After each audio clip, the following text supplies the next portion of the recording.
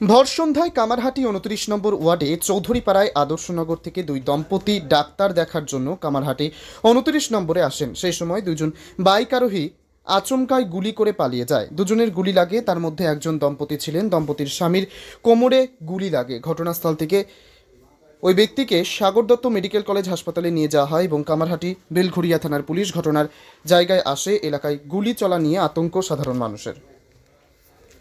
Already बोले दिए লাইভে ছিল ওজন দিতে স্যার बस एक अभी खबर পেয়েছি কি এখানে এক লোক বসে ছিল বিকাশ সিং, ওনার উপরে গুলি চালানো কি হয়েছে। কারণে গুলি চললো? এখন প্রাইমারি স্টেজে আছে, এখন বলতে পারছি না, ক্লিয়ার ওনার সঙ্গে কথা বলে জানা যায়। কটা গুলি চালিয়েছে? 2+ কজন আহত হয়েছে গুলিতে? 2 লোক আহত হয়েছে। সন্তু দাস সে এখন কেমন আছে?